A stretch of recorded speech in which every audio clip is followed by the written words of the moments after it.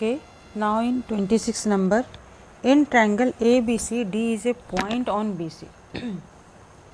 तो पहले हम ट्रायंगल ड्रॉ करें ABC. ये एक ABC ट्रायंगल है.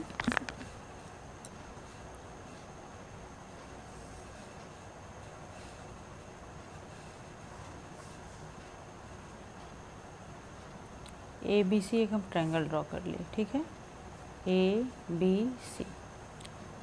D is a point on BC. BC पे एक पॉइंट D लिए such that AB equal to AD. AB equal to AD. ठीक है, AB equal to AD और AD equal to BD. BD भी इतना ही बड़ा है, BD तो मेरा छोटा हो गया. ठीक है, और इक्वल टू DC. DC भी उतना ही बड़ा है, थोड़ा बड़ा करके फैला के लेना चाहिए था, है ना. So that angle ADC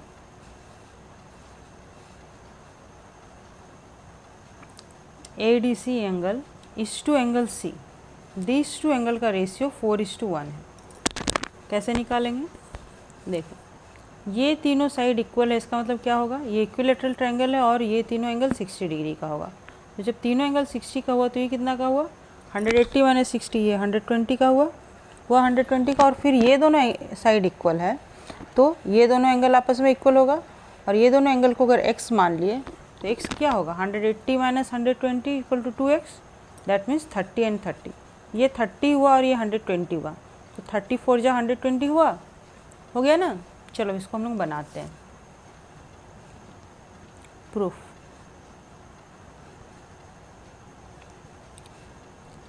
in triangle ABD, ये ट्रायंगल में ABD में angle A equal to angle B equal to, B तो ये ले लिए लेकिन D कौन सा लेंगे, D इस तरफ वाला है, तो इसको हमको क्या लेना होगा, angle ADB equal to 60 degree होगा. 60 डिग्री, ठीक है. क्यों होगा, क्योंकि AB equal to AD equal to BD, इसीलिए 60 60 60 का तीनों हो गया. तो अब ये वाला एंगल कितना होगा, therefore angle ADC equal to क्या होगा, 180 माइनस 60 डिग्री. स्ट्रेट एंगल से इक्वल टू हो गया ये 120 degree. Angle ADC equal to हो गया 120 डिग्री. और फिर अगेन इन ट्रायंगल ADC में हम लोग क्या लिखते हैं,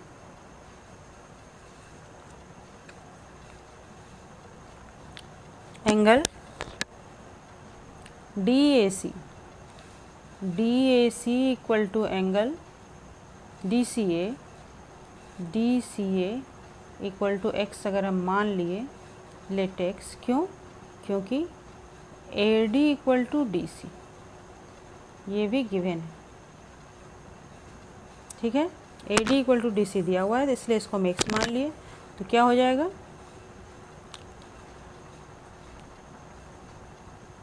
देयरफॉर ट्वाइस x लेके चलते हैं. Twice x equal to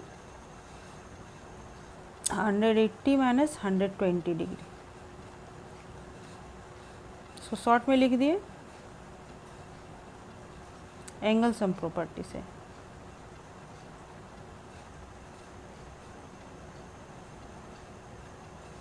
angle sum property से जो हो गया ट्वाइस x, ये दोनों x है तो ये ट्वाइस x इक्वल टू ये हो गया, equal to twice x equal to हो गया मेरा 60 degree. Therefore x equal to 60/2 equal to 30 degree. ठीक है,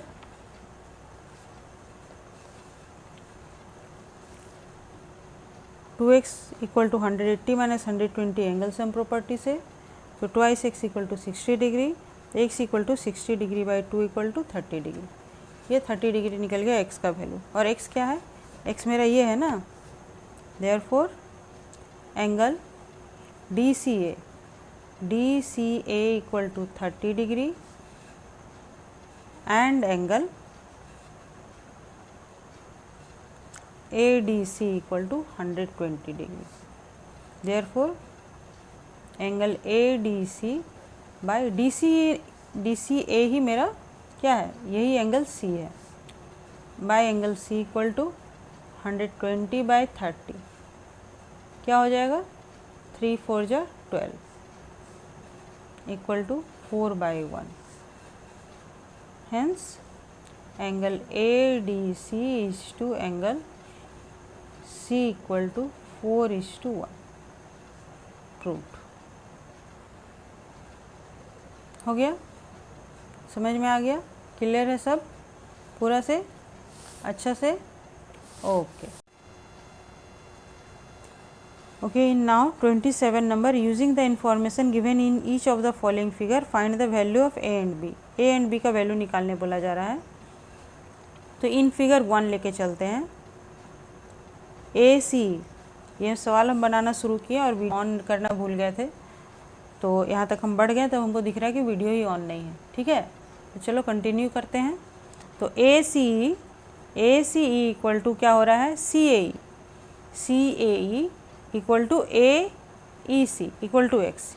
ये दोनों को अगर हम एक्स मान लेते हैं, इसको और इसको एक्स मान लेते हैं, तो क्या हो जाएगा, ये दोनों एक्स है मेरा, क्योंकि ए सी इक्वल टू ई सी है, ठीक है ना। ए सी इक्वल टू ए सी दिया हुआ है, इसलिए ये अपोजिट एंगल हुआ, अपोजिट एंगल हुआ इक्वल साइड का, ये दोनों इक्वल होगा।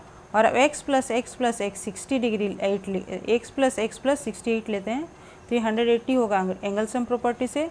तो 2x इक्वल टू हो गया 180 माइनस 68 डिग्री, और 2x इक्वल टू माइनस करने पे 112 डिग्री निकला। तो x इक्वल टू 56 डिग्री निकला। x equal to 56 means each angle equal to 56 degree, ठीक है। तो अब यहाँ से देखो ये स्ट्रेट एंगल है ना, a plus x straight angle है, तो हम a प्लस एक्स भी लिख सकते हैं सिंपल में। Angle a plus angle x equal to 180 degree straight angle से हो गया। तो एंगल a इक्वल टू कितना हो जाएगा, 180 माइनस एक्स का वैल्यू बैठा देते हैं, 56 डिग्री है। तो एंगल a इक्वल टू निकला 10 माइनस 6 4, और यहाँ 7 है, 7 माइनस 5 2, 124 डिग्री। a का वैल्यू 124 निकल गया। तो अब हम देखो b का वैल्यू कैसे निकालते हैं। ये और ये लाइन पैरेलल है, तो यहाँ से देखो ये अल्टरनेट एंगल आ रहा है, ये एंगल इक्वल टू b होगा, तो हमको ये निकालने से b का वैल्यू निकल जाएगा। तो चलो हम लोग दूसरे ट्रायंगल में काम करते हैं। कौन सा ट्रायंगल लेंगे, in triangle ABE, in triangle ABE क्या हो जाएगा, angle BAE plus BAE plus angle ABE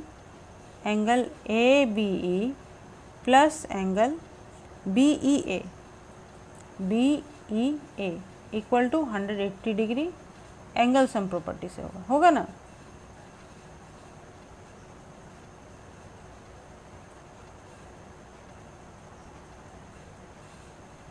angle sum property से हुआ। तो BAE इक्वल टू क्या हो गया, BAE इक्वल टू 14 डिग्री दिया हुआ है, और ABE कितना दिया हुआ है, ABE नहीं मालूम, ये हमको निकालना है। ABE प्लस BEA हमको मालूम है, angle A equal to 124 degree, okay, 24 degree equal to 180 degree. तो एंगल ABE कितना निकल गया, 180 माइनस 124 प्लस 14 डिग्री को ऐड करेंगे तो जो आएगा सो आएगा। 180 minus 4 plus 4 8, 2 plus 1 3 and 1, 10 minus 8 2 and this 7 minus 3 4 होगा, ये 4 होगा 42 डिग्री, ये 7 था, 7 माइनस 3 4 42 डिग्री। तो अब क्या हो जाएगा, ये 42 निकला, तो therefore angle ABE equal to angle BED भी लिख सकते हैं, EBD भी लिख सकते हैं, EBD ही लिखते हैं, ECD क्यों होगा, अल्टरनेट एंगल से ये इक्वल हुआ। तो ABE इक्वल टू कितना हो जाएगा, इक्वल टू 42 डिग्री, ये तो 42 डिग्री है और ये B है, hence A equal to 124 degree and B equal to 42 degree.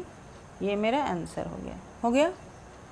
और अब दूसरा नंबर इसका, और अब हम लोग इसके फिगर 2 पे काम करते हैं। फिगर 2 में भी ये दोनों साइड इक्वल दिया हुआ है और हम लोग को, तब इसका मतलब ये दोनों एंगल इक्वल आएगा। और यहाँ पे हम लोग कैसे काम करते हैं, देखो यहाँ पे हम लोग को कॉन्ग्रुएंट दिखलाना होगा। पहले ये ट्रायंगल कॉन्ग्रुएंट दिखलाएंगे। कौन सा ट्रायंगल कॉन्ग्रुएंट दिखलाएंगे, ये ट्रायंगल कॉन्ग्रुएंट दिखलाएंगे। ये ट्रायंगल कॉन्ग्रुएंट दिखलाएंगे एक बार, और सेकेंड टाइम हम लोग ये ट्रायंगल कॉन्ग्रुएंट दिखलाएंगे। ठीक है, ये वाला ट्रायंगल। तो पहले अलग से ड्रॉ कर लेते हैं फिगर। हम लोग को कौन कौन सा ट्रायंगल कॉन्ग्रुएंट दिखलाना है। हम लोग को दिखलाना है ABD, और ये C इधर हुआ, और हम लोग को दिखलाना है ACE, और ये D इधर हुआ। ठीक है, ये C इधर हुआ। तो ये दोनों एंगल इक्वल है मेरा, और ये दोनों साइड इक्वल है। और यहाँ पे ये दोनों साइड इक्वल है मेरा, और ये दोनों एंगल इक्वल है ना, ये दोनों एंगल इक्वल है। तो और ये दोनों एंगल भी इक्वल दिया हुआ, देखो ये दोनों साइड वाला एंगल। तो ये दोनों ट्रायंगल कॉन्ग्रुएंट कैसे दिखलेगा, देखो ये और ये कॉमन पार्ट है ना दोनों में, कॉमन पार्ट और इक्वल, ये एंगल इक्वल हो गया, और ये साइड इक्वल है, और फिर ये एंगल और ये एंगल इक्वल है, हो जाएगा कॉन्ग्रुएंट। चलो लेके चलते हैं। कौन सा ट्रायंगल लेके चलेंगे, इन ट्रायंगल ADB अगर ले रहे हैं ADB, तो इधर हम लोग को लेना होगा AC, ट्रायंगल AC। क्यों लेंगे AC, क्योंकि D के इक्वल C है, AD के इक्वल AC है। देखो AD के इक्वल AC है, इसीलिए।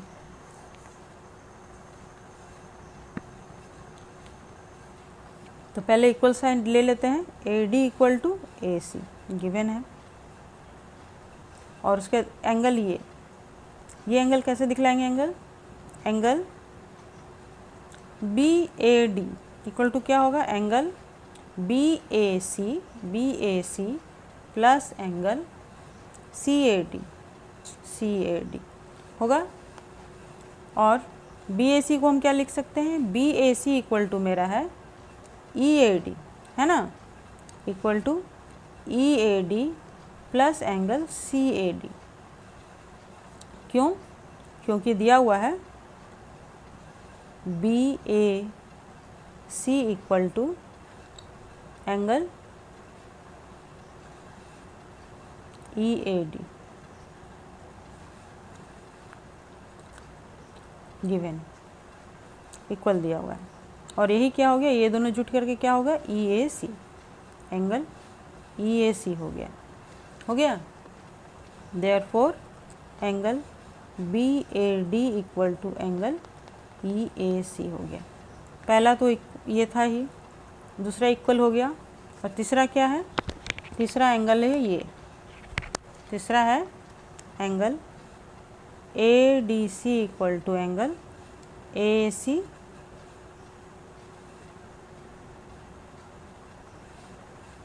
D। क्यों, क्योंकि AD equal to AC given. और लिख सकते हैं ये भी opposite angle of equal side, opposite angles of equal sides. ठीक है, opposite angles of equal sides. तो ये दोनों एंगल इक्वल हैं, तो therefore triangle ADB is congruent to triangle ACE by angle side angle. इससे कॉन्ग्रुएंट हो गया, तो इससे कॉरस्पॉन्डिंग पार्ट इसका क्या आया, इससे इसका कॉरस्पॉन्डिंग पार्ट आया AB equal to A by CPCTC। ठीक है, हो गया। और क्या आया, और एक कॉरस्पॉन्डिंग पार्ट आया, क्या आया, BD इक्वल टू C। तो BD को तो हम लिख सकते हैं BC प्लस CD, और C को क्या लिख सकते हैं, इसको भी लिख सकते हैं CD प्लस D। ठीक है, तो CD कैंसिल हो गया, तो बी सी इक्वल टू हो गया डी। तो बी सी क्या है मेरा, ए है, ए इक्वल टू 3b, ये पहला नंबर इक्वेशन निकल गया। और यहाँ से हम लोग क्या लिखेंगे, यहाँ से हम लोग लिखेंगे इसको 1 मान लो, इसको 2 मान लो, और फिर लिखो from 1 A B equal to A ही है, तो इसका मतलब क्या हो जाएगा 2a plus 2 equal to 7b minus 1। तो क्या करेंगे हम लोग 1 माइनस है ना, उसको इधर ले आते हैं। तो 2 plus 1 equal to 7b minus 2a, 3 equal to 7b minus 2a, 2 है और a की जगह पे क्या बैठाएंगे 3b बैठा दिए। तो 3 equal to 7b minus 3 to जा 6b, that means 3 equal to b हो गया, 3 इक्वल टू b हो गया और b इक्वल टू 3 हो गया।